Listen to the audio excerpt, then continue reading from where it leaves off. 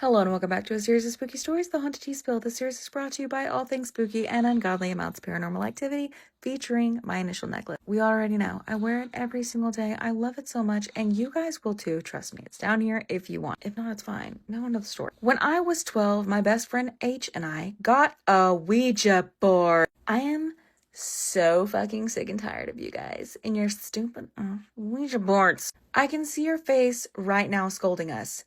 Good. We played it in her bedroom with her boyfriend at the time, D, and her cousin, K. The four of us gathered at the foot of her bed in the front of her closet door and played it. I should mention that she lives across the street from a cemetery that has a famously haunted grave called the Weeping Widow. Bitch, what? Which we used to hang out by and climb on. To be clear, H and I never climbed on it, only K and D would. Anyway, we were playing with a Ouija board in H's room, and I don't remember who we ended up talking to, but nothing out of the ordinary happened, and no one got weird vibes during it. But a few weeks later, I was at H's house, and she pointed out to me that there was scratch marks burned into her carpet. You heard that. They said burned. Coming from inside the closet to where we were sitting. We spent the next hour trying to figure out what could have made those marks or if she just hadn't noticed them before, but there was no way that we never noticed them and nothing that could have made those marks. Since then, she's moved into the room next door and turned that room into an office and keeps the door locked. Every once in a while, she'll send me a video after she's heard something in there or noticed that the light's on, but no one's gone in there. It's because it's haunted, babe. That's because whatever you guys brought into that room wants you to know that it's still there. Her and her mom are the only ones with keys to that room. One time I was even at the house while her and her family were gone so I could feed and let out the dogs. The light was on in that room and I swear to God, I saw a shadow of someone or something moving in there.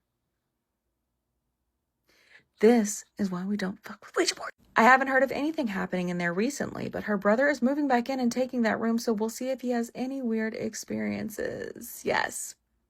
Sacrifice the siblings, you know? When are we gonna learn? When are we gonna learn? I can't ever do a fucking video without assholes revving their engine. I digress. This is why we don't fuck with Ouija boards, kids. Are we getting that? If the thought is crossing your mind right now, let it go right on out. Right back where it came from. Flip a bitch, make a U-turn up in that hoe, and go right where it was originally and stay there. And that thought can die. Okay? Stop using Ouija boards. Anyway, rate it on a scale of 1 to 10. 1 being the least scary, creepy, spooky, 10 being the most. If you have a story of your own that you want to submit, you can do so on the link tree in my profile. Please don't forget to go follow my backup account. I have been extremely active on there doing tip the car jar videos because I am saving up for a car. My truck is on the fritz. We all knew this, right? I'll see y'all at the next episode. Stay spooky, friends. This girl emailed me and told me that she encountered a mimic that was mimicking her mother and she saw this thing. I genuinely do not know what I would do if this happened to me. This is horrifying. So we're going to call this girl Bella for the story. So Bella was in college. This happened about 3 years ago, and she was struggling with the cost of living in college. So she got an apartment about 20 minutes away from the college. She was renting this apartment, and she did say that it always had like this off vibe, but she never really thought much of it because it was all that she had at the time. So one night after she had gotten in bed, she had been laying there for a little while. She starts to hear this noise coming from her window, like someone is scraping their nails down her window. Her apartment was on the 3rd floor, so nobody could have been out there or on her balcony, because she had a balcony, without directly coming through the apartment. So she's just kind of laying there like, what the hell is this? When it starts to get louder and then louder and louder. Eventually, she's had enough of this. She jumps up out of her bed and she rips open her blinds, and there's nothing there. She said that she still had this really bad feeling in her stomach, though, and so she left the light on all night long, and she didn't really sleep that night. A couple nights later, she comes back from work. It's around 9:30 p.m. It's her part-time job, and she notices that her hall light is on. She's kind of like, I know I didn't leave the hall light on, and she doesn't have any roommates. Her mom and her sister come over and visit a lot, but they didn't come into her house, so she walks into her room and she realizes that all of her bed sheets are messed up. And then she looks at her mirror and she sees handprints on her mirror of about an average sized woman. She also said that the carpet had this horrible smell and that it scared her, of course, but she couldn't really do much else besides clean it. That night she goes to bed around 11 p.m. and this is when it gets terrifying. She's laying in bed when she starts to hear that scratching sound again, except for this time it is so much louder than it was before. It sounds like an actual human is doing it. So she goes to get up to go see what the hell is going on, and she realizes that she cannot move. So she is looking around the room and she sees out of the corner of her eye there's something there by her door. So she slowly moves her eyes to the door and she sees this woman, a woman that looks exactly like her mom. The woman is just standing there staring at her. So she quickly shuts her eyes as hard as she can because she does not want to look at this thing. And suddenly she feels this breath on her face. So she slowly opens her eyes and she sees that this woman is standing right over her, except for her mouth is like wide open. It looks like she's screaming at her, but there's no words or sound coming out. She said that the expression looked aggressive, like this thing was screaming at her. So she shuts her eyes again and she just lays there in fear all night long, and she cannot go to sleep. She did not sleep at all that night. Next morning, she gets up and she calls her mom, and this is the weird part. The first thing her mom says before she can even get a word in is, "Are you okay?" And she's like, why? And she's like, because I had this horrible dream last night that this tall, weird lady was dragging you down an alley. She told her mom what happened that night, and her mom agreed, and she agreed that her mom should come over that night. She said that nothing has happened since then, but that this still haunts her very much. I'm sorry, but that is a terrifying story. What did you guys think of that story? If I saw my mom, like, can you imagine seeing somebody that you know is not them and just like come up and just like I would just, oh, I don't know what I would do. I like right in your face too. These things are so malicious. I swear, I've never heard of anyone hurting anybody, but the things that they do to scare people, they come straight from hell, I swear to God, because this is so terrifying. Do you guys think this was a mimic? Because I honestly think that it's possible it was something else that starts with a D. And that's just my opinion, but I don't know what your guys' opinions are. I would love to hear your thoughts on what you think this was. Please drop them in the comments, but drop your thoughts, opinions, suggestions in the comments. But as always, please be respectful. And I would also like to know what you think about her mom's dream. Like, she said some woman, she didn't say herself, right? So, but still, super weird coincidence. I don't believe in coincidences, but, and with that being said, I'm not going to do my favorite part, which is the shout out. Bueno, Janine, thank you so much. You said that I was your favorite storyteller, and that means so much to me. You have no idea what that means to me. It makes me feel so special. You have no idea. So thank you so much for saying that. And thank you so much for commenting underneath my video and pushing my video out and being a part of this community and being a spooky baby. I haven't said that in so long, but I appreciate all my spooky babies, and thank you for being one. I just appreciate your kindness and that you told me that, and I hope you know how much I appreciate you. I love you, girl. Chernikov123, thank you so much. You said the same thing, and that means so much to me. Thank you so much for being a spooky baby, for being a part of my community, for telling me that. You have no idea how special it makes me feel. Like I just said, like, really does make me feel so special, and it makes me so grateful to have you. So thank you for pushing out my videos with your comments. Thank you for being kind. Thank you for watching my stories and supporting me. Really, it means a lot to me. I hope you know how much I appreciate you. I love you, girl. And with that being said, my name is Kaisa, and I tell you your paranormal experiences on here every single night, or ones that you recommend to me. So if you're into that, hit that follow button. Actually, it's more like 5 nights a week. And I just need you to do 3 things for me. And what are those? Keep sending me your scary stories. Have a safe night. And what's the third one? Say it with me. Have a spooky night. Love you guys so much, my spooky babies. I'll see you in the next one. Spooky kisses and haunted hugs. Florida is home to one of the most haunted roads in the United States, and it's a road that most people don't even know is haunted. If you guessed US 41, you're technically right, and I love you, but that's not what this video is about. I'm talking about Tamiami Trail. For the transplants who don't know, Tamiami Trail runs from Tampa to Miami. Tamiami, that's how it got its name. The official number is that about 20-something men died during the construction of Tamiami Trail, but the unofficial number is much, much higher, especially if you ask members of the Miccosukee tribe. While the road was being constructed, workers only had hand tools, there were no safety standards, and they were mostly working in waist-deep water at certain points. This is because while Tamiami Trail was being constructed, they were also dredging a canal next to it. All that dirt that was dug up when they made the canal was used on the road to raise it above water level. According to legend, as well as some families who have lived alongside the trail for generations, some men who died during the construction of the road had their bones put into that fill. They became part of Tamiami Trail. Their bones are literally in the road. That might seem like a tall tale, but I personally have heard enough stories about Tamiami Trail from different people that I lean towards believing it. Certain parts of Tamiami Trail, especially towards the middle, don't have great cell signal. So if you break down in your car, especially at night, you might be shit out of luck for a while. One of the strange occurrences that a lot of people have reported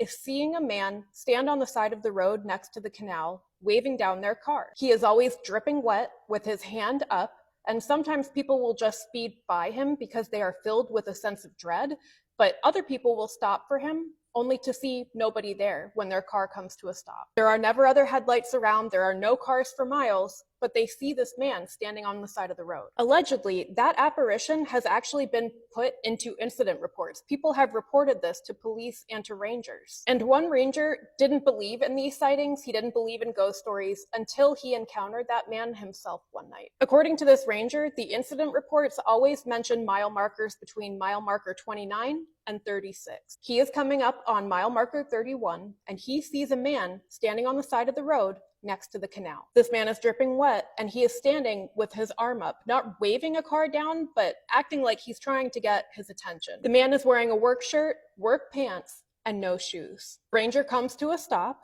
a little past the man, and he gets out of the car with his flashlight, and he sees the man still standing there, illuminated by his taillights. And when he gets out of his car, he said he smelled something other than the normal smell of the swamp. It smelled almost like methane or something that had been fermenting in the water. This man walks really slowly with an odd gait towards the truck, and the ranger lets him in. He notices water is pooling off of this man in a strange way. He should have been drying off by now, but instead the seat was soaked, there was water pooling in the footwell, like this man was somehow generating water off of him. The man's skin was really gray and gaunt, and the truck began to fill with the smell of methane and something sweet, as well as the smell of a canal. The ranger starts driving and is asking this man questions like, where are you going? What's your name? And finally, the man responds with 4 different names. And the ranger says, is that your family? Is that where you're going? This man says, they're going into the water next week. The strange man repeats again, they go into the water next week, just like we did. And the ranger asks, who is we? And he doesn't answer. He drove for a few more miles in silence, and then this strange man just kind of disappeared. The ranger looks up the names that this strange figure had told him. One was a woman who was a tourist from Michigan. The next was an airboat guide. The last was a Miccosukee teenager. The 4th name was his own. The ranger calls the tourist from Michigan and tells her there's been some kind of advisory and to reschedule her trip. And she does. On the day that she was supposed to be out on some airboat tour, a squall comes through and capsizes a boat near mile marker 33. Everyone was pulled out of the water safely, but one of the rescuers was a local fishing guide, and he was trapped in the water for 4 minutes before they eventually got him out. And he survived, but barely. He had been the 2nd name that this figure had said. He looked up the Miccosukee teenager and found out that he had gone to Tampa that weekend and was safe as far as he knew. And the ranger himself stayed as far away from water as he possibly could. So this figure, this being, had somehow known that these people would end up in the water and have a tragic fate just like him if he did not warn the ranger. This is just one story about Tamiami Trail. There are so many others. Let me know if you want to hear them. You know the moments when you're telling a story and that story make you think of something else, and it's not necessarily the same type of story, but it's along the same type of train of thought? Okay, well, this is that. I was talking about a gusset in my last video, which is the crotch of your panties or your swimsuit for women, and that got me to thinking about the time that I got my first real big girl bra and corset from a ghost. Come on, y'all. Story time. Boom, boom. It's story time. Boom, boom. Paranormal Chicago activity. With cat. I told y'all I done all types of things in my life. And one of those things in my life was an amateur model. And around that time, I was sitting somewhere between 260 and 275 pounds. I was a big mama jamma. I was wearing a size 20 pants. And even though I was a big back, I had little boobs. Little boobs. Wide ass back. Little boobs. Barely a D cup, okay? And that was all body fat. Even right now, I'm barely a C cup. And it's body fat. I guarantee. I wish I was one of those big girls who had big boobs and a big booty. But nope, I got the brains and the beauty. Anywho's, because of this fashion show and the outfit that I was going to be wearing, I needed a real bra and a real corset. Not some flimsy shit that you went and ran and got from Target or Walmart or some little sad store like City Trend or something like that. No, I needed something real, okay? And the closest thing that I knew that would come to real would be Lane Bryant, Ashley Stewart, Macy's. And let me tell y'all something. I couldn't fit none of that shit. My back is a 42, 44. My boobs is barely a D. That size don't barely exist. And if it do, it's made wrong. The titties be lopsided. One, like you can see that the nipple imprint be this way. The other one be that way. They be cone torpedoes. I don't want none of that shit. So I'm for real at Ashley Stewart, y'all. I'm in the dressing room. I'm breaking down crying because I'm frustrated. I ain't got my mama. My mama dead. My grandma, she laid up in the hospital. She died from lupus. She can't come help me. I ain't have no other woman in my family who was willing to come out and help me. I don't know what the fuck to do. I got 2 days. 2 days to find a fucking bra for this fucking show. I don't know what to do. I'm sitting in Ashley Stewart in the damn in the fitting room. I got on my sneakers, my jeans, titties just all out, crying, snot everywhere. And then I get a little knock on the door and a sweet little voice. A lady say, "Hey baby, I'm sorry. I'm not trying to be in your business, but I hear you crying, and even though I'm not your grandma, I'm somebody's grandma. Let me help." It had to been divine intervention because, baby, I'm finna have a whole nervous breakdown. Come on in here, Meemaw. Come on. Nana come through the door and she looked like the sweetest first lady of somebody's Baptist church. I'm talking about she is the sweetest looking thing in the world. And she actually looked like she just came from church. It's a simple church day. A little skirt it's a black skirt with pink flowers on it. And then she had on a corduroy black jacket and a cute little pink puffy top underneath it and a cute little hat with a little bird cage wire white thing coming up, the veil coming over her face. I will never forget her. She was the sweetest, most kindest little lady. When she smiled, she had little crow's feet. She had the sweetest little voice. She said, "Honey, tell me what's the problem." And baby, when I tell you I spilt my guts to this lady, I spilt them all on the floor. I done told her how I'm tore up over my mama and my grandmama. I'm stressed out. I know how to be a lady, but I really don't know what I'm doing here. I'm faking it until I make it. Can you help me, please? She sit down on the bench because I'm crying again. She pulled out a silk handkerchief. That's how old school she is, okay? She pulled out a silk handkerchief from a pocketbook. She ain't got a purse. She got a pocketbook, okay? Silk seafoam green. It was beautiful. I said, "Oh no." She said, "No, baby, it's for you. Go ahead on, dry your face." As soon as I dry my face off, she handed me a card. And on the card, it looked like a bra is the moniker. And I'm like, what the hell? I flip it over and it say a bustier, Mabel. I'm like, what is a bustier? She said, "Girl, that's old school for a bra lady. Go on out here and tell them that Miss Jenkins sent you and ask for Mabel. Mabel gonna hook you up. If you give her this card, Mabel take care of you, okay? Miss Jenkins got your..." I said, okay, you know what? Something about this really made me feel good. And I'm like, okay, stress gone. I'm gonna go out here to the bustier. Now, let me tell you about where this bustier is, okay? It's this little suburb literally right outside of Chicago. Like, we share a border together, okay? And this is one of them suburbs where I'm kind of okay with them calling themselves Chicago, because you could really say they are part of the Chicagoland area, because we literally got a street that disconnect us. Unlike Aurora, Naperville, Schaumburg. I said what I said. Y'all ain't part of Chicago. I digress. I'm sorry. That came up out of me. I'm sorry, but let's talk about Beverly. Beverly is this little suburb on the southwest side of Chicago. Real small. Here's the thing. Whole bunch of racist people that lived back in the day out there in Beverly, okay? They was not all of them was racist, but not all of them was not, okay? And here's the thing. If you see something racist happening and you don't speak up or stop it, you're just as bad as the racist person. I said what the fuck I said. So it's a lot of bad juju out there. You know, it was some bad stuff that happened out there in the day. So it's a little haunted.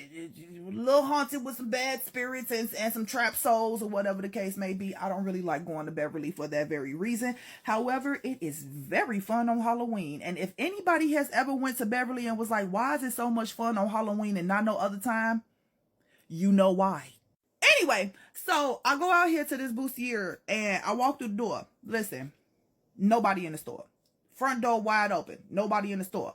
I'm looking around and I low-key feel like a little schoolgirl who shouldn't be here because it's titties everywhere. I'm talking about bras and corsets and colors and shapes and sizes that I ain't never seen before. It's one of them old school stores where like it still got a taboo factor. So the further you get back to the back, the more exotic it gets. And of course, that's where my hot ass was.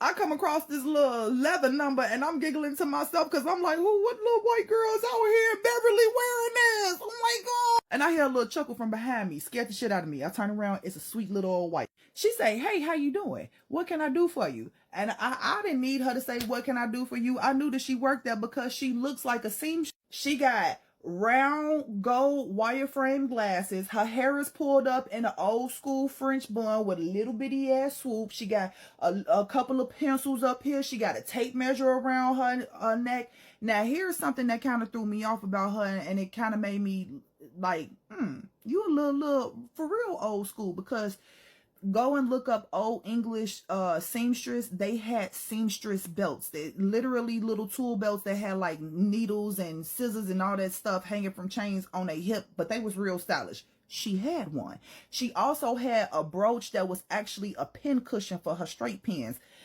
That wasn't something that you seen in the early 2000s. No, I tell her that I'm there for Miss Mabel because Miss Jenkins sent me, and her face just light up. She's like, oh, I'm Miss Mabel, tell me what's going on. If Jenkins sent you, then I know you good people. What's going on? I tell her the whole situation. Well, guess what? Miss Mabel wound up fitting me with 3 bras and 3 different corsets. I'm looking at the prices and I'm low-key finna cry because I ain't got $500 for all of this stuff. She look in my face, she say, what's wrong with you? I said, well, you picked literally perfect. She walked out of the fitting room, came back with these pieces, and they were perfect. She ain't even had to take no measurements on me, but I can't afford it. And she said, well, today is your lucky day because Jenkins paid it for you. Huh? What you mean she paid it for me? She said, if Jenkins told you to come out here, it's paid in full. You set, baby. Just have a good fashion show. I said, okay. Y'all, 3 days after the damn fashion show, I go back to the bustier shop, right? When I go in, it's a girl sitting at the desk, and she looked like Miss Mabel, just 40 years younger. I said, oh my God, you must be Miss Mabel's granddaughter. She said, how you know that? I said, because she was talking about you the other day. Her face go white. She said, no, you couldn't be talking to her the other day. I said, why you say that? She points to the wall. Y'all, it's a picture up there with Miss Mabel and Miss Jenkins. On either side of the picture is their obituary. Talk about divine intervention. Divine, 2 ghosts, two of them. What? The girl didn't believe me. I took out the card. She take the card from me, and her hand is literally shaking. She runs to the back and show her mama. Her mama come out. When I say she looked like Miss Mabel just reincarnated, she look at me and she say, oh my God, your name is Catherine. How you know that? She said, girl, I had a dream about you the other day. My mama came to me and said that I need to open up my doors to you when you come back. And look, here you are. Y'all, I had dinner with them people and it was good too. Yeah.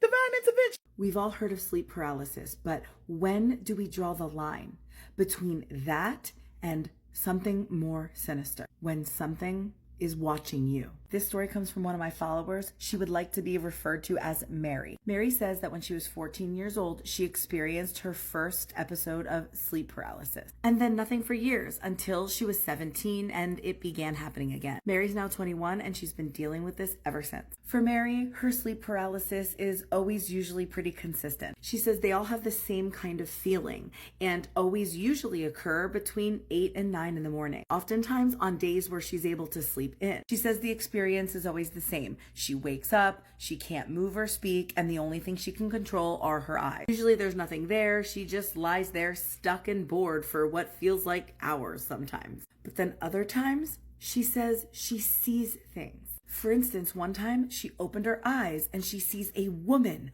running around her room. Another time she woke up and couldn't see anything because she was facing down on her stomach, but she felt something touching her and something putting all its pressure down on her back. She says that as scary as it sounds, she's gotten used to it, and 9 times out of 10, it's just more of an annoyance than anything. She goes, I'd rather be in a lucid dream than laying there stuck, feeling like something is breathing down my neck. She says she usually tries to ignore it, or maybe she'll fall back asleep, or sometimes she's able to force herself awake. And then she says until one time when it felt completely different. She says it started off as a normal night. She went to bed at 11 or 12.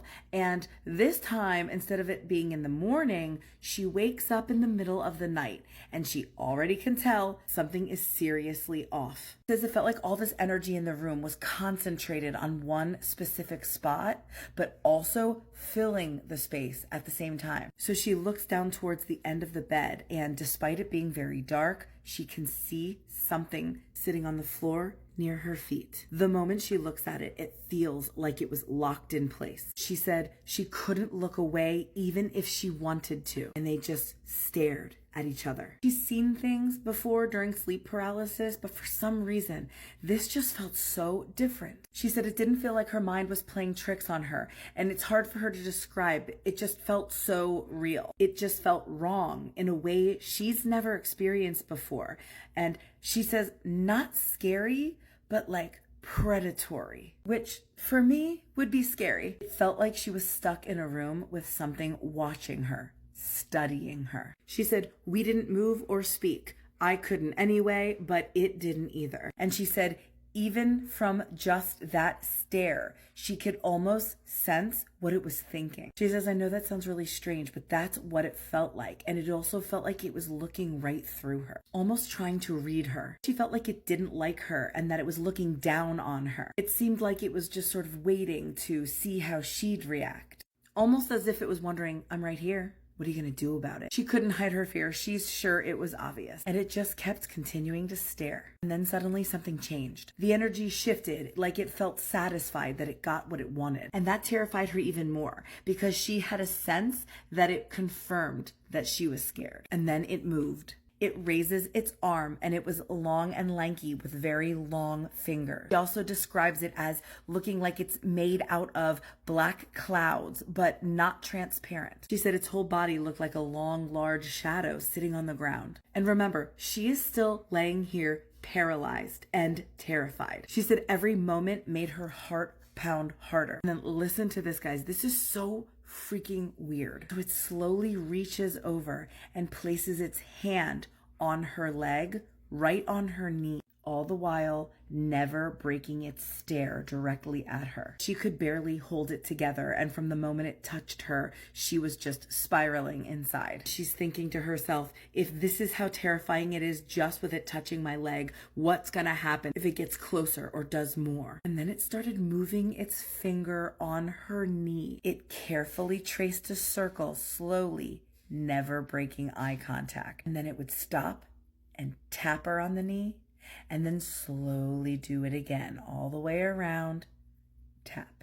And it kept repeating this pattern over and over, circling, tap, circling, tap. Like, what? She says she remembers screaming in her head that this thing is playing with her, tormenting her. It felt like it was dragging it out on purpose because it knew how terrified she was, and it was like feeding off of that. She says at that point, it really did feel like this had not been normal sleep paralysis. She just can't move, and this is real waking life. As she lay there for the next like half an hour, she just kept praying for this to end. And all of a sudden, she just snaps out of it. It was gone, and that heavy, suffocating feeling just vanished. And that's when everything hit her, and she just starts crying. And then she mentions something else. Just about that time, she starts to hear the sound of her dad's clock going off in the living room. She says it specifically plays the Islamic call to prayer, which she says she usually can't hear it from her bedroom. But this time, in this moment, it was loud and clear. She just sat there listening while crying, and then eventually she got up to go pray. To this day, she says that that specific night felt completely different than any other sleep paralysis she'd ever experienced. It just felt too real, and she was way too aware. The timing really makes her wonder, because everything sort of just stopped just before that call to prayer. She still thinks about it. What would have happened if that clock hadn't gone off? Would it have lingered longer? Would it have ever left? That is so crazy. You know what to do. Let her know your thoughts in the comments. I'm sure she'll be checking in. Anybody else have experience with sleep paralysis, or what some might claim is sleep paralysis, but you know differently? You know it's something worse? Let me know, and don't forget to follow for more creepy story time. Told to manifest, but we're not told how to manifest properly. And in this situation, I guess this person didn't properly manifest. Privacy reasons, I'll be changing people's names. Now let's get into it. Always struggled with her self-values as well as her family. Now she decided, because of all of these issues, maybe she should get a reading. Maybe that would help her break the chain or understand what her life is all about, and why is it that she has so much problems with her family as well as herself. Says that she got this reading randomly during Mardi Gras. Now I hope I said that right. I always say that word wrong, but anyway. During the festival, people were getting readings done, drinking, having fun, and she decided, well, this was the best opportunity to find someone to give her a reading. That after a while, she found a lady that had a little stand that said $20 for a reading. And as she walks up to the lady, she says, "Hi, my name is Melissa. I would love for you to give me a reading." The lady says, "Yeah, no problem. I'll definitely give you a reading. What do you want me to focus on?" And she says, "Just everything. I just need you to focus on everything, because everything is complete BS." The lady sighed and said, "Oh, I can see why you're coming to me. You have a lot of problems with yourself as well as a lot of problems with your family, because I can see that in your second house and your fourth house, you have a lot of planets. That means you have a lot of karma to go through. Now, is this true? I have no idea. I'm just letting you guys know what she told me." Says that the lady told her or explained to her that her birth chart is basically her life past experiences, and each planet is a lesson you learn and how you learn them, like a karmic astrology kind of reading she did on Melissa. Now what that is, I have no idea. I may have to look it up myself. She did give her a warning. She said, be careful how you manifest and what you manifest. She said, because whatever you're thinking about yourself is what you're going to manifest in reality. Now, when you stand in front of a mirror, just make sure that you're thinking positively about yourself. That she did forget what the lady told her. She completely forgot it. She went home one day after work. Apparently she got written up, and she just started cursing herself out so much so that she said she wished she was never born. She wished she would just die. She wished something would just come and take her. That she did all of this in front of her bedroom mirror. And even though her full body wasn't in the reflection, still some of her body was. And she didn't realize she made that mistake until that night. She was so stressed out, she had passed out on top of the bed, and she woke up at 3 o'clock in the morning to someone pacing in her room. But the worst part about the situation is that she lives alone. So for her to hear pacing in her room freaked her out, so she was refusing to open up her eyes. And as she's hearing the pacing in her room, she can hear whoever this person is walk closer and closer to the edge of her bed, where she is laying down at. Squeezing her eyes closed because she's not trying to open up her eyes, she can hear someone say in her ear, "I came for you. You asked for me, and here I am." That she jumped off that bed so fast that she didn't even look behind her, and she closed her bedroom door and locked herself in the bathroom. Her heart is in her throat. She can hear her heartbeat in her ears. Her hands are getting sweaty, clammy. She just backs away from the door and decides to sit on the toilet. And as she's sitting on the toilet, she puts her hands on her face, just trying to relax herself. And as she takes her hands off her face, she looks into the mirror. And there is her reflection staring back at her with a creepy smile. Screams and leaves the bathroom, and she leaves the whole house altogether. She grabs her keys as she's running out the door. She didn't even have time to grab her phone. She just got to her car and sat in the car, and that's when she remembered what the lady told her. The lady had told her to speak highly of herself. that even though she was petrified, she pulled down the mirror in her car and said, with her eyes closed, I am worthy. I can make it through this. I deserve to live. I am beautiful. I'm strong. The universe owes me everything and more because I deserve it. I work hard. I do for me. Who does for me more than I do? And when she opened up her eyes, that she noticed her bedroom light turned off. As this sounds very weird, but she felt a peace wash over her. And that light turning off, it was like a sign that whatever was in her room had left. Now, what do you guys think that was?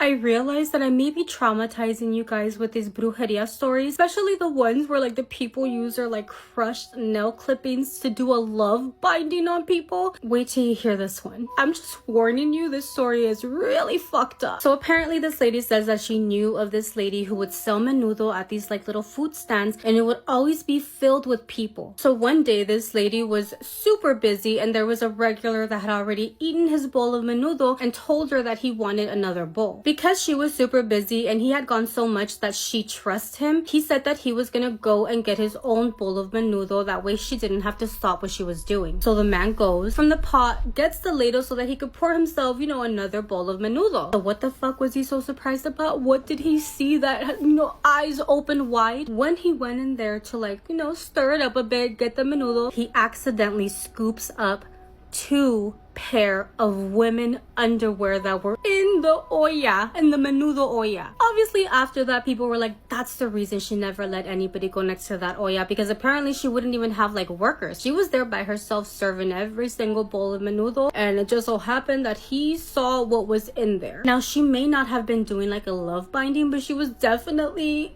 getting those customers to come back and eat more of that menudo. Obviously I wouldn't want to eat the menudo with like calzone. What the fuck?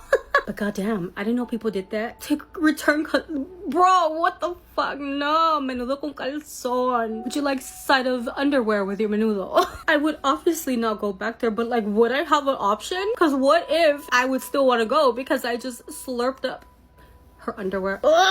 What do you guys think? I'm getting grossed out right now. Want to get creeped out? I want to talk about someone who tried the shoebox telephone game and had a crazy creepy experience. If you don't know, the shoebox telephone game is one of those creepy games, rituals that you do to contact someone who is deceased. Essentially, you write that person a letter, tell them everything you want to tell them. You say it all into this shoebox telephone that you make. I did post a video explaining what it is if you want to watch it. You go to sleep, you wait until you dream that that person who is deceased is trying to call you, and then you're supposed to wake up and go listen to the telephone that you made. And some people have creepy experiences. This person did not wake up from the dream. So they were trying to contact their grandmother who had passed away about 5 years prior. We'll name this girl Helena. Helena wants to talk to her grandma. She loved her grandma. They were very close. She thought that this would be an interesting thing to try. She didn't think anything would really happen from it. So she followed the instructions, did everything she was supposed to do, wrote her grandma a really beautiful letter that she read aloud to her, and went to bed. That night, she dreams that she wakes up in her room and there is a soft knock at her bedroom door. She's thinking it's her parents. So she says, come in. And the door opens just a crack and she turns her head because the door is near her head and she can see a little bit of her grandmother's face. Her grandma goes, you called. And she remembers though that you're not supposed to say anything. And even though this is the dream, she's like, I don't know if I'm supposed to say anything to my grandma. Like in the rules, you're supposed to only speak to the person when you're reading your letter. So she's like, I'm not going to say anything. She's thinking she's about to wake up for real right away and go listen to her phone. She just looks at her grandma and her grandma just sticks her hand through the crack of the door and like goes like, come here. So she gets up out of bed, opens the door. And when she opens the door, she can just see the back of her grandma. Her grandma is like wearing the same clothes she would usually wear. Helena is thinking this is really weird, but maybe this is what's actually going to happen is my grandma's going to communicate with me like this. So she starts following her grandma through the dark house. Her grandma leads her down the stairs and out the front door. And they're walking down the street when they get to this weird little park that she's never seen before. And in the park, there's a shed and her grandma starts walking towards the shed. It's really dark out and Helena is starting to get this really eerie feeling. She knows that she's supposed to be dreaming this. So she's thinking to herself, like, this is a weird dream, right? So she goes to pinch herself to see if it hurts. It hurt. Now she's thinking this is real. Like, this isn't a dream. What the fuck is happening right now? But it's her grandma. So she goes and she follows her grandma into this shed. And when they get into the shed, there are stairs that go down. And so they start walking down these stairs. And this part is so fucking creepy. As they're walking down the stairs, her grandma starts humming, which which she says is creepy. Like, she said the way her grandma was humming was like giving her a pit in her stomach. So when they get down the stairs, there's this really long, dark room that looks like it's all cement. It's also really tall. There are pillars, and there are also like stone pools of water all over the place, which I've also had a dream in a place like that was really creepy and weird. So I don't know, that also really struck me with this one. There are also like torches on the wall, so it's a little bit more lit down in this basement. It's still dark, but there are places that are a little bit more lit. So she goes and she grabs one of the torches and goes up to her grandma to get closer to her. And it almost looks like her grandma's trying to hide from her. She's like, okay, I'm going to talk now. She's like, Grandma, what's going on? And her grandma just keeps walking down in this room. And she puts her hand on her grandma, turns her grandma around, has her torch. She's looking at her grandma. And she said, like, it looked like her grandma, but there were these weird characteristics. Like, something about her nose wasn't the right size. Her skin seemed really, she described it that it looked almost like clay, like, but more real than clay, but like it was weird looking. Something was off. And the way that her grandma was looking at her was a way she had never seen her grandma look at her. It was like her grandma had this look on her face that she just couldn't recognize. But her grandma seemed cheerful still and had her grandma's voice and said, everything's fine. I just want to show you something. They keep walking down this room and it leads to this big stone door that her grandma pulls aside, which also she mentions like her grandma's like this tiny little woman and moves this door, but it is a dream, but she doesn't think it's a dream at the time. Okay. So they go into this room, and in this room, there is a chair. Helena said she doesn't understand it. She doesn't know why, but she looks at this chair and she has a pit in her stomach. The hairs on the back of her neck are standing up. She just has such a terrible, weird feeling about this chair. Her grandma walks up to it and taps it, says, sit down. And she's like, no, I'm okay, Grandma. And her grandma's like, Helena, sit down. I want to talk to you. And Helena's like, you know what? I'm just going to stand, Grandma. Like, what do you want to talk to me about? And then her grandma's voice changes. Still looks like her sweet little grandma with a little bit of features that seem off, but her grandma's voice changes and gets really deep and scary and says, sit down. So Helena takes off running in the other direction. She can hear something following her, something running behind her, something breathing heavy. It sounds like the breath is very deep. She goes back up the stairs, back through the shed. She's running back to her house. And eventually when she's nearing her house, she doesn't hear anything behind her anymore. She turns around. She doesn't see anything. She doesn't see the park that was there. She doesn't see the shed. She's kind of just looking around, taking in her surroundings, super scared. She wakes up. It is the middle of the night. She decides she's not going to go and answer the phone for the shoebox game ritual. And also weird, I'm recording this and I had to make a part 2 because I talk a lot, and the song that came on for me to record with TikTok was called Sleepwalker. Okay, weird. But anyways, she wakes up. She's in her bed. She's like, okay, this was a dream. I'm not going to answer the phone. I'm not going to go into my shoebox, which is my closet. And she leaves. Doesn't have a dream like that again. But a few weeks later, her aunt comes over, and her aunt and her are visiting with her mom. They're having a coffee, and she's like, Helena, I forgot to tell you, I had the weirdest dream about Grandma. We were sitting in a park near your house. I've never seen it before. And she said, you have to tell Helena not to play that game again. Like, what?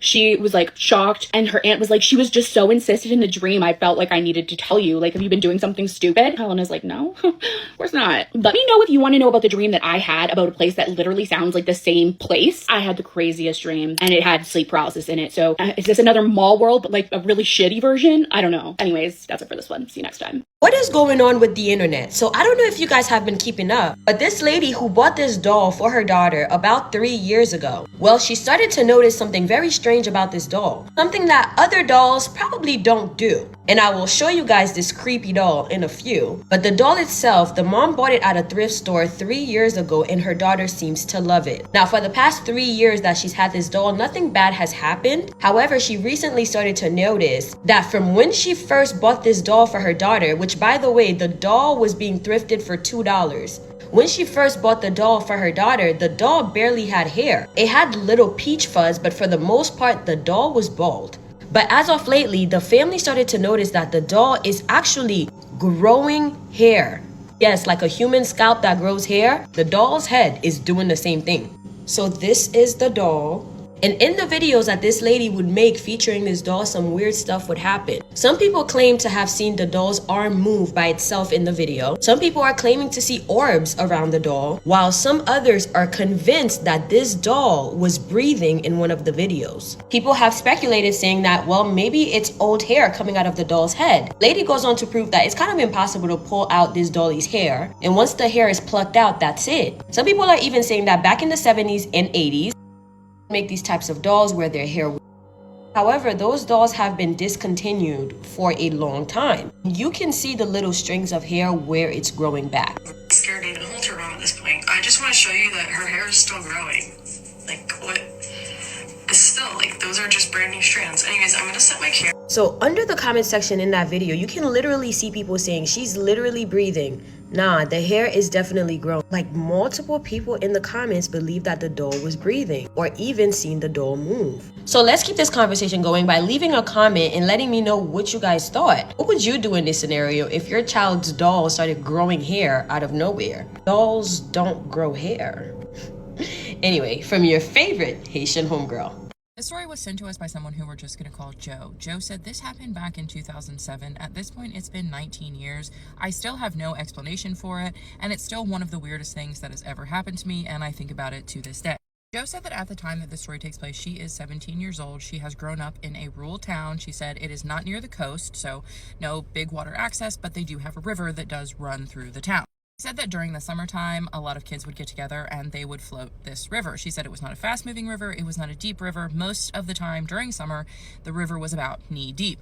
Now, she said something important to note about this river is that there were no public access points. This was not a busy area, and in order to get into the river in most spots, it would be a very high embankment. So you would either have to jump down or climb down, and then to get back onto land, you would have to climb as well. There were certain points where you could easily access this river where it didn't have those high embankments, but all of the land was privately owned, and in order to get to those, you would have to have permission from the landowner, or if one of your friends owned one of the farms and they were going with you, then you could use their access point. And to get to this river was not just a pull up and get to the river. It was long drives down long farm paths to get to this river, lined by privately owned land, heavily wooded. One day, Joe and about 6 of her friends decide that they're going to float the river. They get permission from this landowner with a good access point to the river, and they drive all the way back to the river, get their boat, and they start floating the river. They are floating along. They're having a great time. About 2 hours into this float trip, they reach this one area where there's like this little pull-off and a pond. You can't go up onto the land easily. There's no beach or anything like that, but the water is very calm, and it's kind of somewhere where you can stop and swim. Joe says, I had grown up in this place. I knew where I was on this river. I knew who owned the land. I knew if it was easily accessible. I knew if it was remote. And she said where this place was, super duper remote. This is not somewhere where somebody's just going to walk up and sit along the bank of the river. But as they're floating up to this point, she says she looks in the trees. And she says that it's kind of like behind a line of trees. She says, I see a woman sitting on the bank of the river. And we make eye contact. And she waves at me. And I'm thinking, that's weird. What are you doing here? Said, it's a small town. I didn't recognize her. And this place, very remote and privately owned.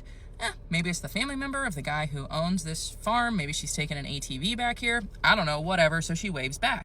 Turns around to say to her friend, do you see that woman sitting on the bank of the river? Says that to her friend. They both look. Woman's gone. Vanished like she was never even there. Joe says that immediately she gets a sense of impending doom. Something is wrong. Something is not right. She doesn't know. But they pull their boats off into this little swimming hole. She looks at her friends and she says, there was a woman up there. I'm going to go up there and check it out. Her friends say, you can't do that because that's trespassing. The guy who owns this land did not give us permission to go up there. And she says, I don't care. Something is wrong. I'm going up there. Joe says it takes her a minute, but she and 2 of her friends do end up being able to climb this embankment, and they pull themselves up and they kind of look around. They don't see anything. Joe is telling her friends, no, I am telling you, there was a woman sitting on this bank. We waved at each other. We made eye contact. I saw her clear as day. She was here. Was sitting right here. She walks over to the place where she thinks that she saw her.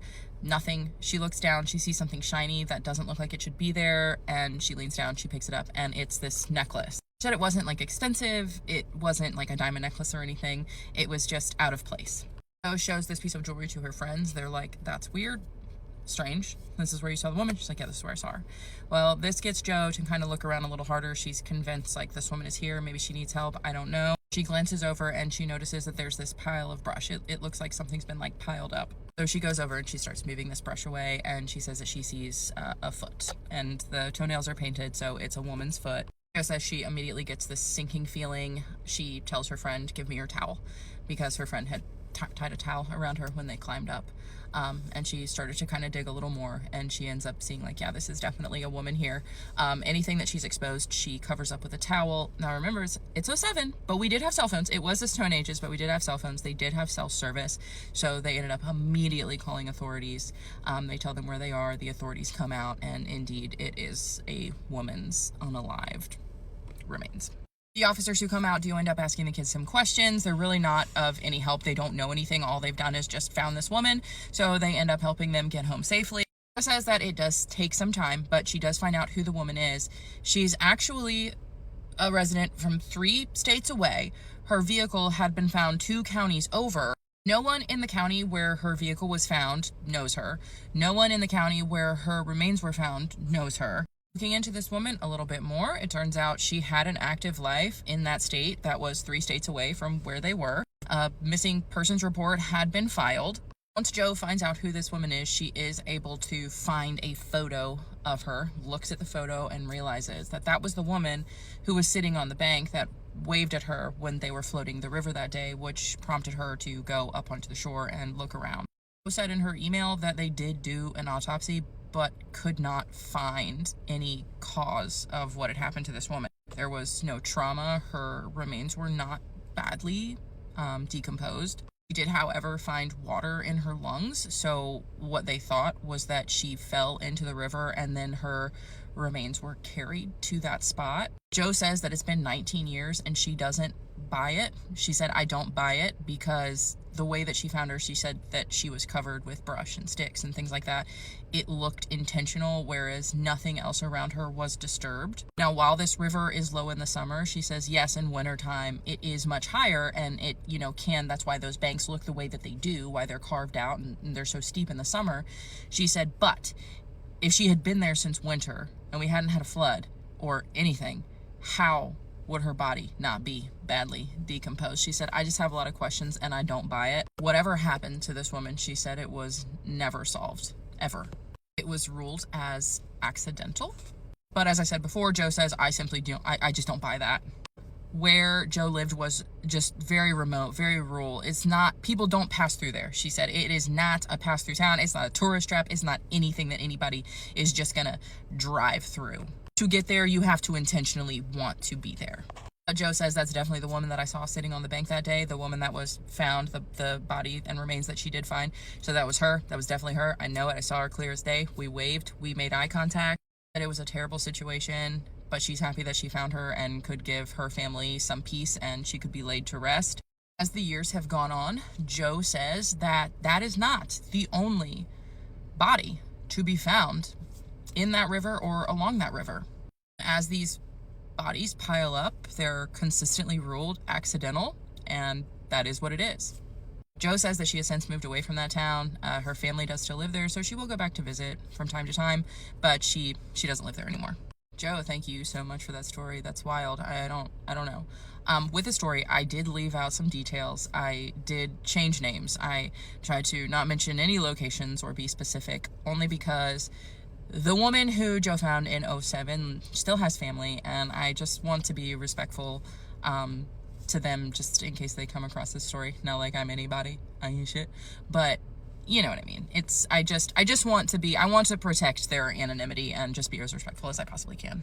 Thank you all for bearing with me. So remember that last video where I said that I was sick? I was like really, really, really, really sick. I had like a really bad respiratory thing. I am finally, over the last 10 days, feeling like myself again. It was bad, you guys.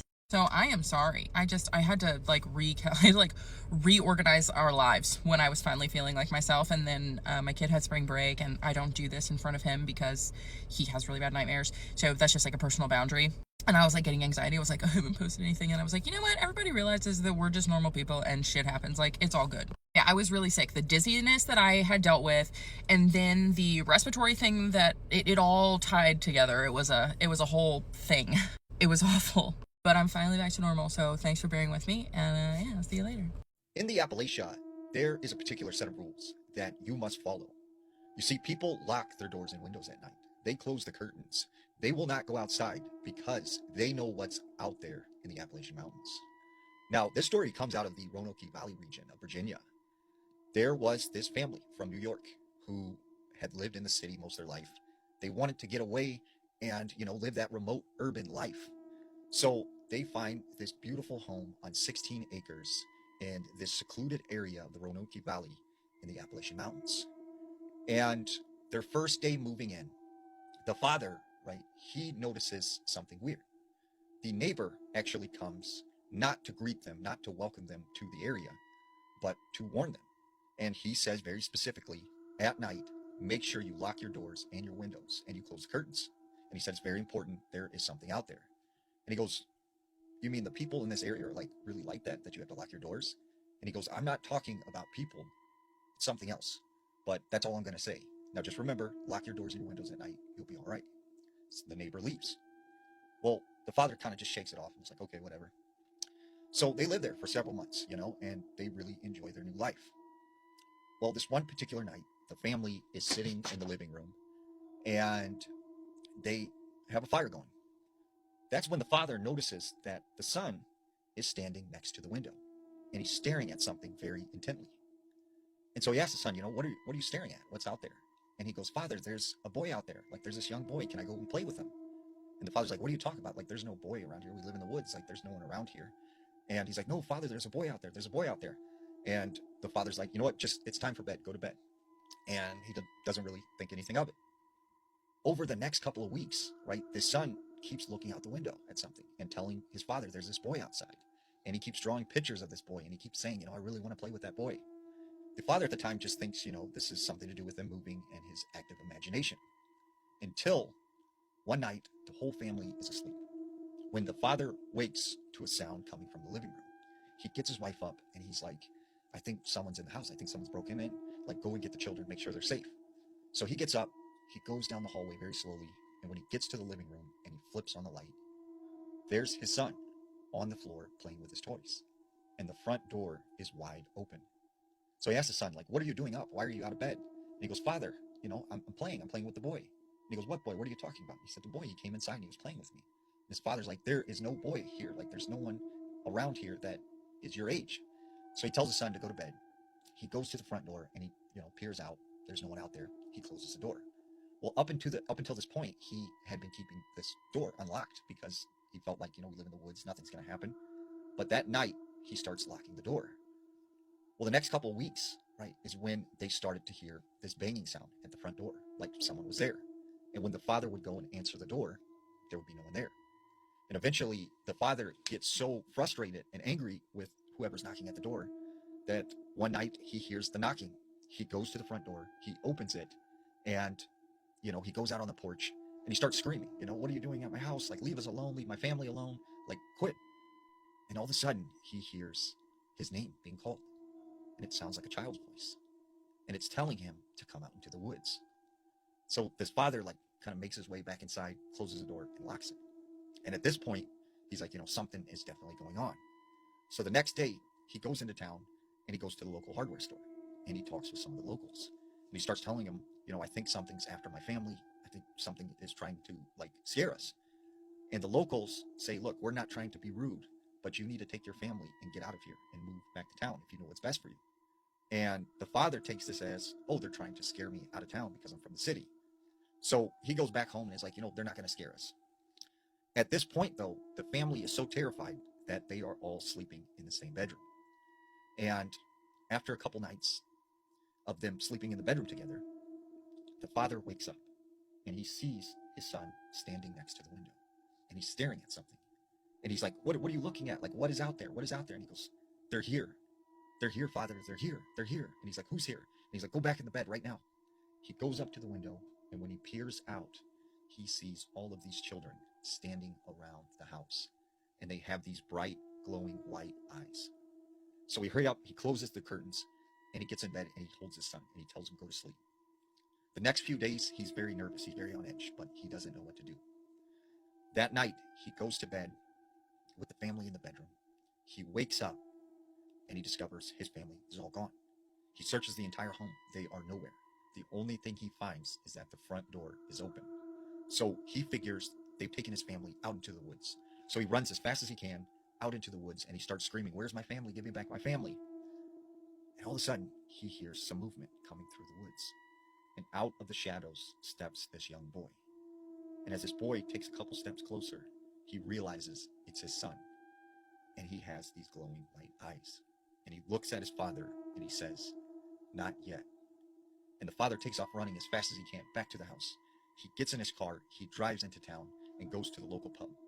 And he starts screaming to them, like, "They've got my family, they've taken my family, like, you have to help me." And then he runs out of the bar and he leaves. And that was the last time that they ever seen this man or his family ever. In Queensland, there's something called the Menman lights. Now, the Menman lights are these balls of light that are said to chase and follow after people traveling on the highway.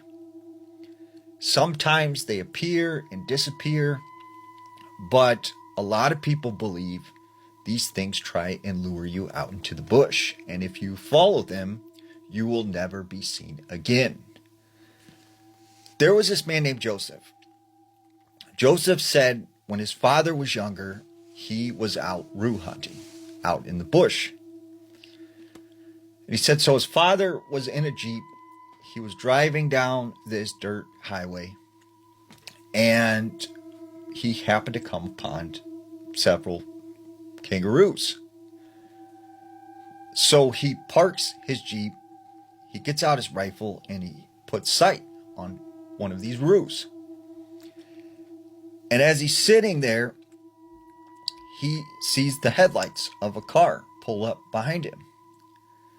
So he flags to him, go around, go around. But when he looks back, there was nothing there. There was no car, nothing. So he thinks, that's strange. Now, by this time, the kangaroo had ran off. So he starts up his Jeep and he starts driving again. After about 20 minutes, his engine goes out. And he finds himself stuck in the middle of the bush. Well, up ahead, off in the distance, he sees a light. It's this glowing white light. And at the time, he thinks, there must be a house up ahead. So I'll get out my Jeep and I'll walk there and see if they can help me. So he gets out and he starts walking in the direction of this light. And he walks for an hour. But it seems like this thing isn't getting any closer.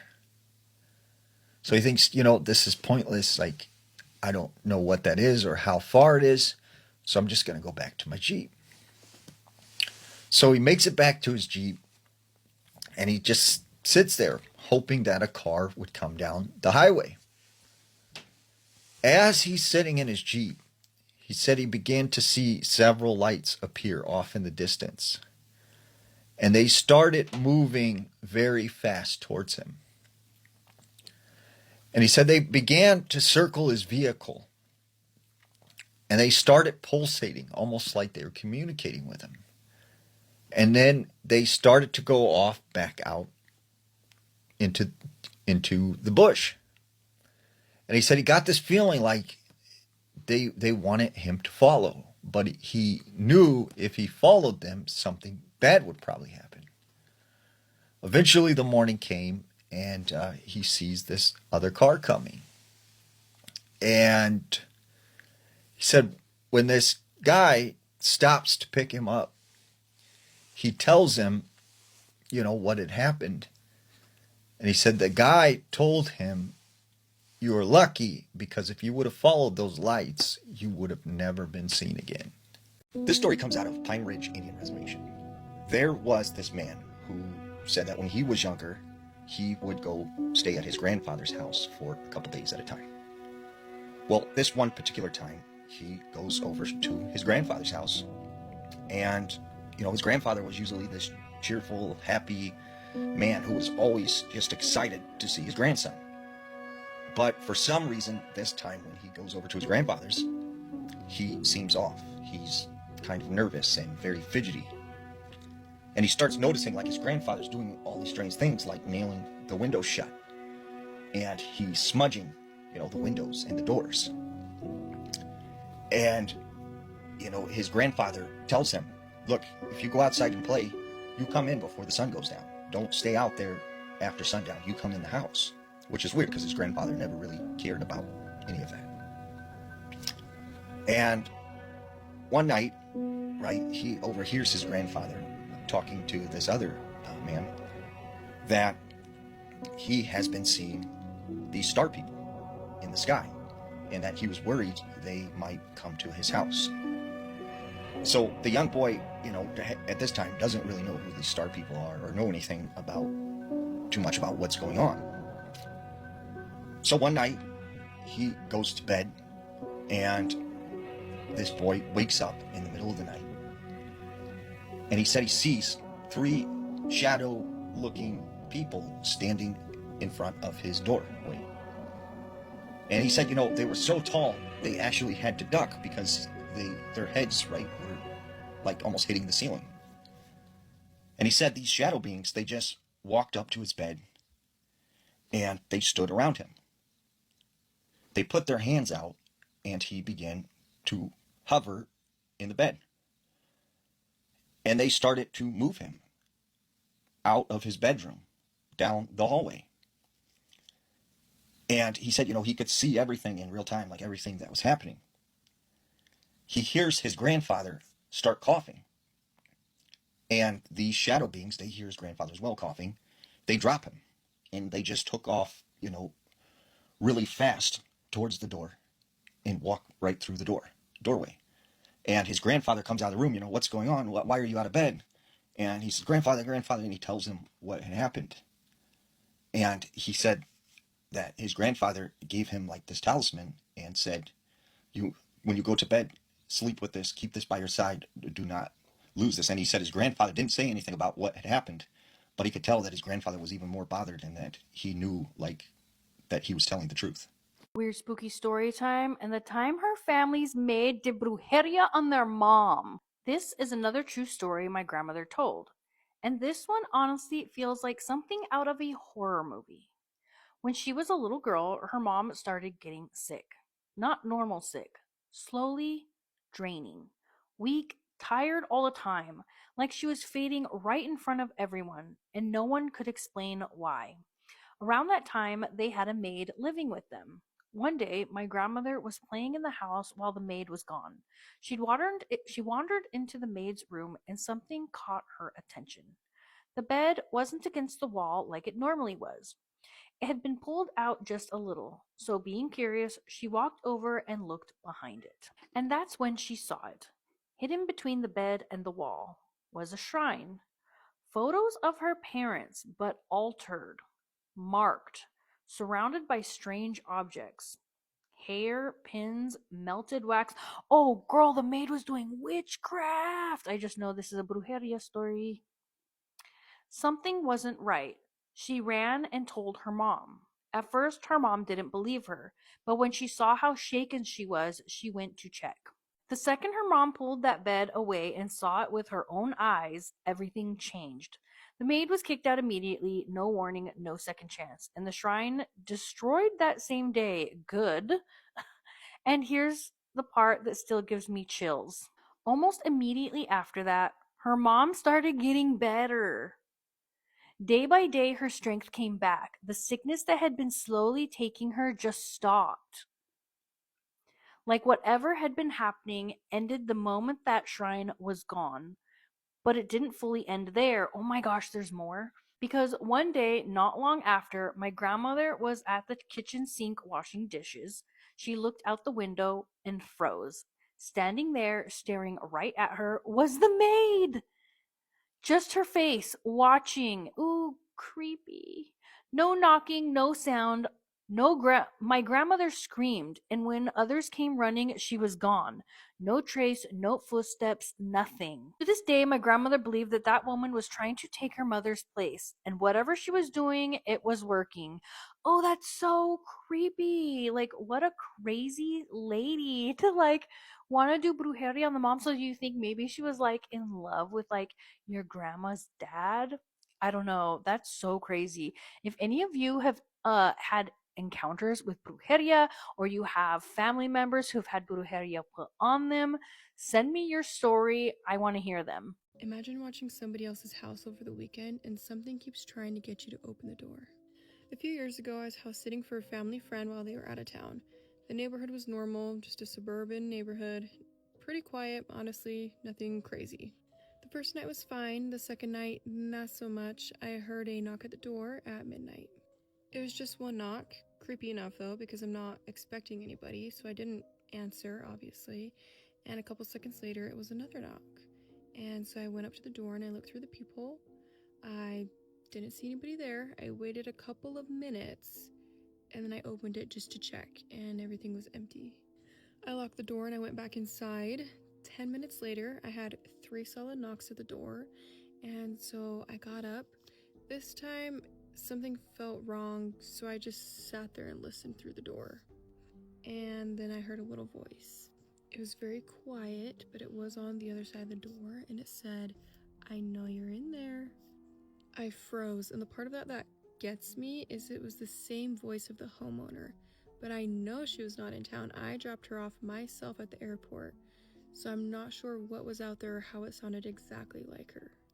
I didn't respond, and then the voice said something again. It said, "Can you just let me in for a second?" Something about the way it was said felt very wrong, other than the fact that I know it wasn't the homeowner. And it was like it was trying so hard to sound normal. I kind of just backed up away from the door, and I saw it turn the handle, just testing it, just to see. Thank heavens I had the door locked. Obviously they couldn't get in, and after a couple of minutes, I didn't hear any voices. They stopped trying. Nothing else happened. That night I didn't sleep very well, though. The next morning I checked outside. Nothing was disturbed. There was no footprints. There was no sign of anything being there at all. Later that afternoon, the people came back, and the husband, I told both of them what happened, and the husband just kind of laughed at me. He thought I was joking. And the wife looked at me, and she got a little quiet. And I was like, "Do you know something that I don't?" And she said, "That's why we don't answer the door after midnight. It doesn't like to be ignored." Get ready with me while I tell you guys this ghost story. This story was sent into my email, and if you have any ghost stories, paranormal encounters, or scary stories that you want to share, you can send them to the email in my bio. I was around 12 or 13 years old when this happened to me. And to this day, it's one of the only things I've experienced that I genuinely can't explain. It was late, around 3 in the morning. And I had fallen asleep on the couch downstairs, which wasn't unusual for me back then. And I remember that there was a storm that night. And when I woke up to everything being completely dark except for the occasional flash of lightning from outside, the rain was hitting the windows and the wind was pushing against the walls. Eventually, though, everything just kind of faded into the background, and I found myself scrolling on my phone. I had been mindlessly using it for so long that it ended up dying on me. So I just set it on the floor beside me, pulled my blanket up, and tried to go back to sleep. I was at that point where everything just kind of goes quiet, and you're almost asleep, but not exactly. And in that quiet and stillness, that's when I heard it. At first, it didn't fully register because of all the other noise from the storm and me being half asleep, but I realized that it came from upstairs. Why does the thought of something being upstairs while you're downstairs just make it so much worse? I don't know what it is about things going on above your head, but it is bad. It was a slow, creaking noise. Oh no. Rhythmic and repetitive. Oh no, because now all I picture is like a rocking chair, rocking back and forth on its own. I don't like that. To me, it sounded like something was rolling across the floor. So I sat up and started listening. And the more intently I listened, the more the sound became familiar and the more I got freaked out because I knew that sound. It was my sister's toy truck. Okay, that is... I'm gonna throw up. It was the kind of toy truck that has the plastic wheels that squeak when they move. That somehow makes this so much worse. And unfortunately, the truck wasn't quiet. It was loud, way too loud. So hearing it in the middle of the night during a storm wasn't ideal. There was no reason for that truck to be moving. We didn't have any pets. My brother wasn't home. Every door and window in that house was locked, and everyone else was dead asleep. On top of that, that toy hadn't even been out. It had been lost somewhere in a pile of old toys upstairs, buried and forgotten. Oh no, oh no. So how, I asked myself, was it moving? I was frozen underneath my blanket, forced to just listen to the creaking that continued back and forth, like someone was slowly pushing it across the floor. Oh my God. Enjoying themselves at the way the wheels turned and how the floor creaked with every pass they took. And that thought made it so much worse for me because it had intention, not something that could happen accidentally. I remember holding my breath. I remember sitting there as still as I could and trying to hear anything else, footsteps or voices, something that could explain what I was experiencing. But there was nothing but that sound over and over and over again. After what felt like forever, probably only a minute or two, I finally convinced myself to move. No! Do not go investigate the creepy haunted toy truck, please! Very slowly, I got up from the couch. Every step I took, my brain was screaming at me to stop, telling me that I shouldn't be doing this, that whatever's up there needs to be left alone. But I needed to know why. Why? I started walking towards the stairs, trying to be as quiet as I possibly could, carefully placing each foot so that the wood underneath me wouldn't creak. But right as I stepped onto the first few stairs, one of them made a noise. Of course it did. Of course it did. It was a small creak, and almost instantly, the sound upstairs stopped. It heard you. Oh my God, it heard you. There was now complete silence in a dark house where I had just been hearing a toy moving, seemingly on its own. And I froze, and my heart was racing, and for a moment I just stood there, waiting and listening to see if it would start up again, but nothing came back. So I forced myself to keep going. Why would you do that? Now, why would you do that? Why? This is all completely voluntary, by the way. You 100% do not have to be doing this. So there I went, slowly, step by step, until I reached the top. I looked around, and everything was still dark. Everything was exactly as it should have been, and exactly how I expected to find it had I not heard that creepy noise just a few seconds ago. There was no movement, there was no toy, there was no explanation. It was as if nothing had been happening at all. I checked the area where I thought the sound was coming from, but there was nothing out of place. There was nothing moved, nothing that would scream, hey, a little ghost had been up here playing with the toy car. After I felt like everything was normal, I went back downstairs. And I was confused, but I still tried to convince myself that it must have just been the storm. It must have just been the house settling. Anything that made what I had just experienced make sense. But deep down, I knew that none of those explanations was the right answer. And with those doubts, I laid back down. And the second that I did, the sound came back. Oh no! Loud and clear, right above me just as before, the same slow creaking roll. I'm gonna throw up. The fact that you went to go check and as soon as it heard you, it stopped. And then it waited until you went back downstairs and laid back down and it was like, okay, coast is clear, I can start playing with the truck again. This time I didn't try to investigate. I was so scared, I just broke down and I started crying and I was fully panicking now. I ran upstairs fast this time, straight to my parents' room. No stopping to check to see where the truck was or who was playing with it. I tried to explain what I was experiencing. My mom told me it was nothing and to just sleep with her in her bed. So I laid down next to her and my dad and I was still shaking, trying to calm myself down. This room felt safer. It was brighter. Like whatever was out there couldn't reach me there. But then it came back. Only this time it was closer. Oh, just a few steps away from where the sound was coming from. The door to the hallway was open, letting in a little bit of light. And I could hear it so clearly. Oh my God, I'm gonna be sick. I just realized that my dog is snoring, so if you hear any of that.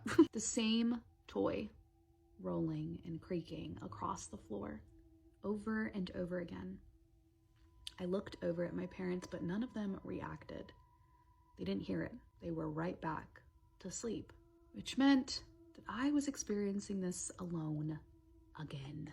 And it felt like whatever was making the noise was doing it intentionally so that I felt singled out.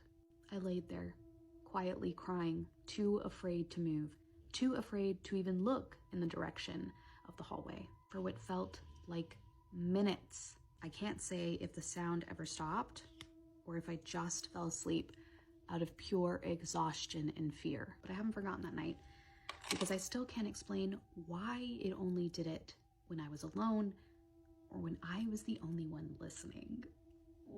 Might have known the story of real life boogeyman. Let me show you a real paranormal video sent in by one of you. It was our 10th grade retreat and we were at a convent. At about 10 p.m., the nuns said that it was time to go to sleep, so we did.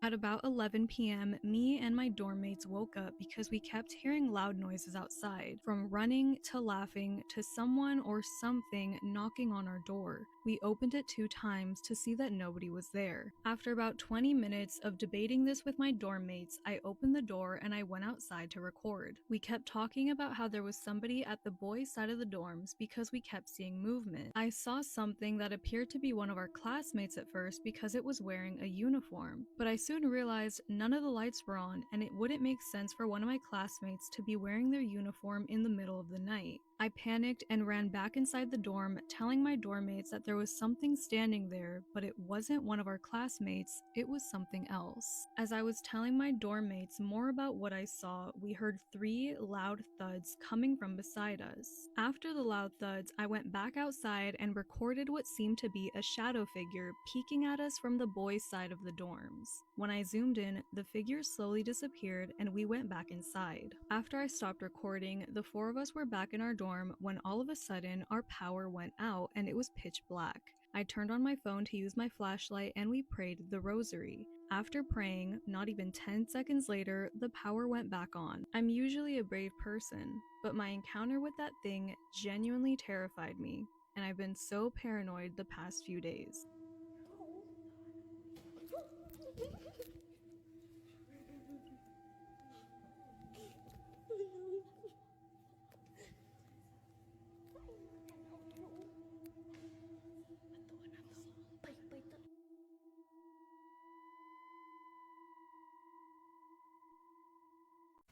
I'm gonna tell you about the time where I think I had a little glitch in the Matrix, little encounter about this bracelet. This one right here. So this happened in like the end of 2024. It was one day, I was on my way to work, and when I finally got to work, it was like 7 o'clock in the morning, I want to say. And I had to wait a couple minutes for like the manager to come. And when the manager finally got there, me and her chopping it up, we starting to open up. And as we're opening up and stuff, I keep looking at my bracelet, thinking to myself, should I just leave it on or not? Because I always see other girls in the job wearing their jewelry. I was just like, I don't want my bracelet to get messed up. So y'all see the heart? I don't know if y'all can see, but like, y'all see how it got a little crack in it? So I'm smashing the burger beat. What? I'm smashing the burger meat. Oh my God, I don't know why I can't say it. But as I'm doing it, I hear something crack. So it didn't fall into the food though. It fell on the ground. But my bracelet ends up like, you know, breaking or whatever a little bit. End up asking the manager, can you help me take off my bracelet and put it in my bag? I put it in my bag, and my bag had a little like zipper pocket inside of it. So I'm like, okay, I'm good. I know for a fact my bracelet is not gonna get messed up. So later on that day, another manager comes in, and then this new girl comes in, and the new girl was just giving like weird vibes, like nobody fucked with her. Not even trying to say like I was hopping on a bandwagon or anything, but like it was just something about her. Her working whoop, and this girl, she's not doing nothing. Like, she's not even watching no more videos on her training. She's not cleaning up the dining room. She's not really doing nothing. She just keep acting like she's doing something, grabbing stuff in the back, but she really not. And I'm watching her, but I'm not making it known. And she keep going in the area where our bags and our jackets, shoes, and change of clothes are. Every time, like, I guess she did peep me looking at her, she would move from that area and go out acting like she came back there, like I said, to get something so she could do what she got to do. That's when I finally get off. I want to say around 4 or 5, and I'm going home. And for some reason, I don't check my bag before I leave to see if my bracelet was missing, because she was acting suspicious going in that same area. And when I get home, I finally decide to check my bag. Like I said, my bracelet was in like a zipper pocket inside of the bag. I'm checking it and I don't see my bracelet. I don't see it all over the ground in my room. I don't see it in the car. My parents ended up dropping me off home and leaving right as soon as they dropped me off. So I had to call them, tell them to come back so I could check the car thoroughly myself. And there was no bracelet in my jacket pockets, nothing. Like, it was nowhere to be found. That's when my parents ended up going back to my job. It was mad late. The job was already getting ready to close, but they understood where I was coming from. They understood my suspicions, because they was like, yeah, like, she was giving attitude, giving stank the whole entire first shift. That's when my parents get there, yeah, and then they're talking to everybody. Everybody's cooperating but this new girl. And they're like, oh, can we check y'all bags, and can we check y'all? We're not gonna pat y'all down, but can we check y'all? And everybody's like, yeah, we don't mind. You know, if we had suspicions that anybody stole our shit, like, we would be tight too if niggas not trying to comply. Everybody's doing what they do except for this girl. And my manager fucked with me heavy, so he was letting my parents, you know, slide with the shit they was saying and how they was going about the situation. He was honestly telling me, like, if she did steal your shit, then you need to do what you need to do. That's when they was supposed to all do it at a table, like in the dining room. So the girl, instead of coming back out after she went to the back, she said, I'm gonna be back, and went to the dining room, clocked out, and left the job. Nobody knew she left. The manager didn't even know she left. And I think he did later on fire her, not because of my situation, but because she left without telling him or asking him if she could clock out. It was just like being stank the whole day, giving him attitude, like they was about to get in an argument mad different times. But that's a whole different story time. Mind you, she left after the fact my parents said, if you don't let us check you like everybody else, we're gonna call the cops and they're gonna check you themselves. That's when she left. So I'm like, okay, maybe the girl didn't steal my shit. Maybe it's just a weird ass coincidence with how she acting and how my shit missing. I felt bad, low key. Right? The cops ended up coming, and the cops were like basically looking for it, and they was like, well, you know, like, there's nothing we could do right now, but if she come back tomorrow or whatever, we'll be able to come back and search her or whatever, but it's not going to be on her tomorrow. That's what I'm saying to my parents, to tell them. I go home, I'm pissed off, because this bracelet really meant everything to me. I got this for my 17th birthday, I want to say. I don't see the bracelet for like 6 months. I kid y'all not. I'm cleaning my room, cleaning my bags, switching stuff from my bags. Like, I don't see this bracelet nowhere. All of a sudden, one day, after 6 months, I'm cleaning my room again, but like while I'm cleaning my room, I see the bracelet just on the ground by my mirror, and I'm like, why would my bracelet be there if it wasn't there for the past 6 months? Why would it be there if it was in a zipper bag, in a zipper pocket in the bag, and I never took it out to wear it? I never did nothing. I checked this room thoroughly. My parents checked that. I checked the car. I checked myself. Like, how is this bracelet just randomly popping up? Mind you, the bracelet popped up after my dad bought me a new one of this bracelet for my 18th birthday. Yeah, so I got it for my 17th birthday. When I turned 18, my dad got me the same exact bracelet. So why all of a sudden this bracelet is popping up? It was so freaking weird. I was so pissed. I did feel bad for accusing this girl and making a big ass scene. But at the end of the day, she was being funny. She was being weird. Like, I wasn't having it. It was a weird coincidence, weird timing. But yeah, that's my little glitch in the matrix. story time about my bracelet.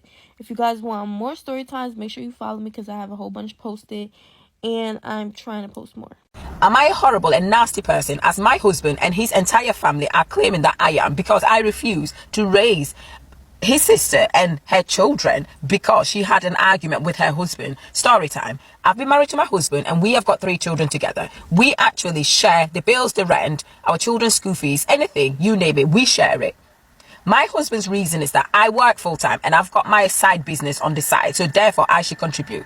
I never argued about that, and I did. We've done up until this time and I still pay.